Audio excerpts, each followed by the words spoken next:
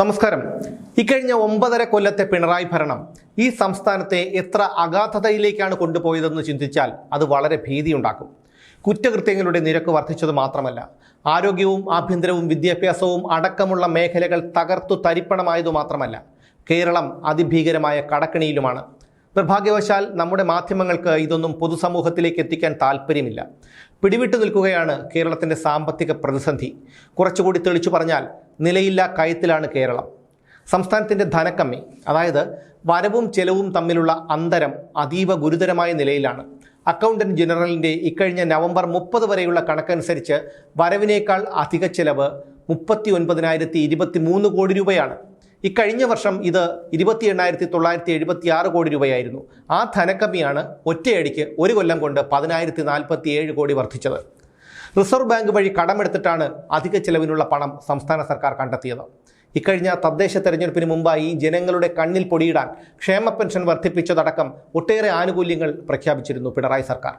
തദ്ദേശ തെരഞ്ഞെടുപ്പിൽ സീറ്റ് വാരിക്കൂട്ടുമെന്നുള്ള ഉത്സാഹത്തിൽ കഴിഞ്ഞ തവണ പെൻഷൻ കൊടുത്തു എന്ന് മാത്രമല്ല, 400 രൂപ വർദ്ധിപ്പിച്ച് 1,600-ൽ നിന്ന് 2,000 ആക്കി കൊടുത്തു. പക്ഷേ ഇത്തവണത്തെ പെൻഷൻ കൊടുക്കാൻ യാതൊരു നിർവാഹവുമില്ല. ആകാശത്തേക്ക് നോക്കി നെടുവീർപ്പിട്ടിരിക്കുകയാണ് ധനമന്ത്രി. മുഖ്യമന്ത്രിക്ക് പിന്നെ ആ പ്രശ്നമില്ല. കാരണം അദ്ദേഹത്തെ അലട്ടുന്നത് തൻ്റെയും മകളുടെയും പേരിലുള്ള കേസുകളുടെ തുടർ നടപടികളും തുടർ ഭരണം കിട്ടുമോ എന്നുള്ളതുമാണ്. അല്ലാതെ സംസ്ഥാനത്തെ സംബന്ധിക്കുന്നതോ പൊതുജനങ്ങളെ സംബന്ധിക്കുന്നതോ ആയ യാതൊരു പ്രശ്നങ്ങളും ഇതിനെല്ലാം കാരണക്കാരനായ കാരണഭൂതനെ അലട്ടുന്നതേയില്ല. കടം കയറി കളസം കയറി നിൽക്കുമ്പോഴും പുള്ളി കോടികൾ കൊടുത്ത് കാറുകൾ വാങ്ങുന്നു. ആഭ്യന്തര വകുപ്പിന് 100 കണക്കിന് വാഹനങ്ങൾ വാങ്ങുന്നു.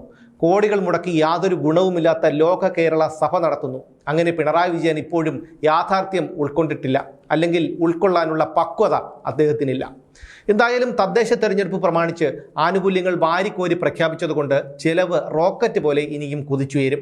ഇതെല്ലാം നടപ്പിലാക്കാൻ എവിടെ നിന്ന് പണം കണ്ടെത്തുമെന്ന് സർക്കാരിനും വലിയ പിടിയില്ല. പതിവ് പോലെ കേന്ദ്രത്തിനോട് കൈനീട്ടും. കേന്ദ്രത്തിൽ നിന്ന് അർഹതപ്പെട്ടത് കിട്ടിയാലും തികയില്ല. അതുകൊണ്ട് അധികം കടം ചോദിക്കും. കൊടുക്കാൻ യാതൊരു സാധ്യതയും ഇല്ല എന്നുള്ളത് വേറെ കാര്യം. കഴിഞ്ഞ കൊല്ലത്തെ കണക്കുമായി താരതമ്യം ചെയ്യുമ്പോൾ GST, ഭൂനികുതി, കേന്ദ്രത്തിൽ നിന്നുള്ള ഗ്രാന്റ് എന്നിവയിലുണ്ടായ കുറവാണ് സംസ്ഥാനത്തിൻ്റെ മൊത്തം വരുമാനത്തെ സാരമായി ബാധിച്ചത്. എത്ര ശ്രമിച്ചിട്ടും GST വരുമാനം കൂടുന്നില്ല. ഇതെന്തുകൊണ്ടാണെന്ന് സർക്കാരിനും യാതൊരു പിടിയുമില്ല. കേന്ദ്രത്തിൽ നിന്ന് ഇക്കൊല്ലം കിട്ടുമെന്ന് പ്രതീക്ഷിച്ചിരുന്നത് 13,074 കോടി രൂപയാണ്. എന്നാൽ കിട്ടിയതാകട്ടെ വെറും 2,109 കോടിയും. ഇനി സർക്കാരിൻ്റെയും കമ്മികളുടെയും ന്യായീകരണം കേന്ദ്രം ഫണ്ട് തരുന്നില്ല എന്നുള്ളതായിരിക്കും. എന്നാൽ എന്തുകൊണ്ടാണ് കേന്ദ്രം ഫണ്ട് കൊടുക്കാത്തത് എന്നറിയാമോ? കേന്ദ്രം ആവിഷ്കരിച്ച പദ്ധതികൾ കൃത്യസമയത്ത് തീർക്കാത്തത് കൊണ്ടാണ് കേന്ദ്രം ഗ്രാന്റ് നൽകാത്തത്. കൊടുത്താൽ അതും പുട്ടടിക്കും. ബജറ്റിൽ ലക്ഷ്യമിട്ടതിൻ്റെ 53.14% മാത്രമേ റവന്യൂ വരുമാനമായി കിട്ടിയുള്ളൂ. കഴിഞ്ഞ വർഷം 57.53% റവന്യൂ വരുമാനം കിട്ടിയിരുന്നു. കടമെടുപ്പ് ഒഴികെയുള്ള വരുമാനം 1.87% മാത്രമാണ് വർദ്ധിച്ചത്. എന്നാൽ ചെലവ് വർദ്ധിച്ചത് 10.64%. എങ്ങനെയാണ് കേരളം മുമ്പെങ്ങുമില്ലാത്ത തരത്തിൽ ഇത്രയധികം കടക്കണിയിലായത്?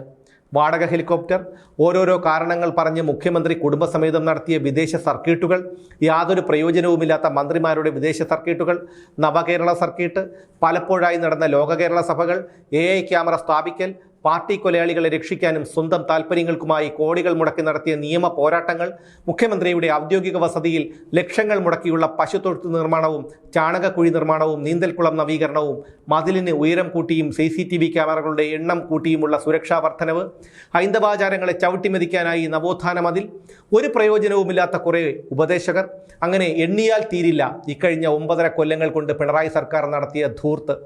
ഇടത് വന്നാലും വലത് വന്നാലും കേരളത്തിന് ഇനി രക്ഷയില്ല. കാരണം പൊതുഖജനാവ് കാലിയാണ്. കിട്ടാവുന്നിടത്തു നിന്നൊക്കെ കടം വാങ്ങി. പിന്നെന്തു ചെയ്യും? ഒന്നും ചെയ്യാനില്ല. കിറ്റ് വാങ്ങി നക്കിയിട്ട് പഴയതെല്ലാം മറന്ന് വോട്ട് കുത്തി ജയിപ്പിച്ചു വിട്ടതല്ലേ? എന്നാൽ പിന്നെ അനുഭവിക്ക്, അത്രയേ ഉള്ളൂ.